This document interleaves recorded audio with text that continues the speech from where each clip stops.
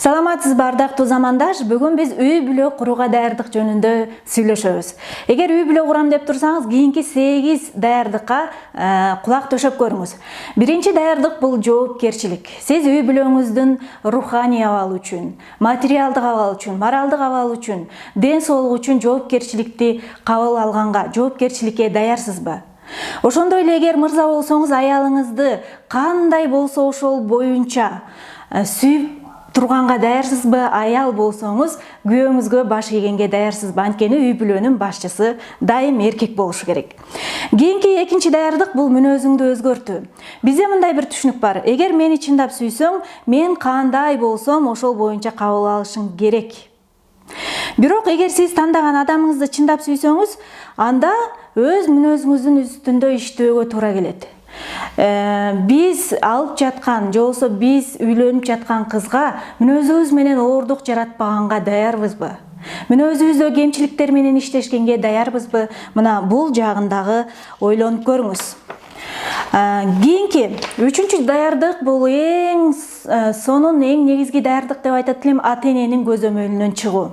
Бизде тилекке каршы тойду ата-энем өткөрүп берет. Биз үйлөнгөндөн кийин ата-энемдин үйүндө жашайбыз, ата-энем багат, неберелерин ата-энем багат деген түшүнүк менен жашайбыз. Бирок эгер сен материалдык жактан көз карандыс абалга жеткен болсоң, анда сен үй бүлө курууга буюрса толугу менен даярсың. Кийинкиси, бири-бириңе ишеним артууну үйрөнүү.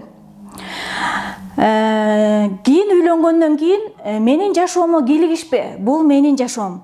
Сенин ишиң канча, сенин өзүңдүн жашооң бар деген абалда болуп турсаңыз, анда тилекке каршы сиз үй бүлө курганга даяр эмессиз. Сиз жарыңызга ишеним артканды билишиңиз керек, жана ал дагы сизге ишеним артышы керек. Ошентип 5-чи даярдыкка жеттик. Биринчи даярдык жоопкерчилик, экинчи мүнөзүңдү өзгөртүү, ата-эненин көзөмөлүнөн чыгуу, анан бири-бирине ишеним артуу. Кийинкиси досторуңарды кайра карап чыгуу. Тилекке каршы дайыма эле достор үй бүлөгө жакшы таасир бере бербейт. Үй бүлөнүн талкаланышына алып келген дагы достор бар. Ошондуктан аял киши дагы, эркек киши дагы отуруп туруп, досторун карап чыгып, кайсы бир досторду үй бүлөнүн жеке аймагынан чыгарууга туура келет. Кийинки даярдык өз эгоңду жеңүү.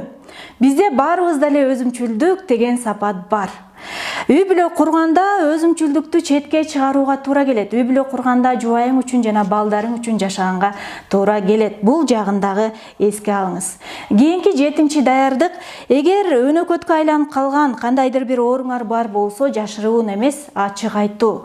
Балким бул өпкө оорусу же бүгүнкү күндө ВИЧ инфекциясы болушу мүмкүн. Же болсо тукум кууп келаткан ар кандай оорулар бар болсо, эгер жашырып туруп турмушка чыгып алуу же үйлөнүп алуу, бул адилетсиздик. Ошондуктан ачык айткан жакшы. Эгер чындап сүйсө, анда бул ооруга карабай баш кошконго даяр болот. Кийинки акыркы даярдык бул алдыга койгон пландарды өзгөртүүгө туура келет.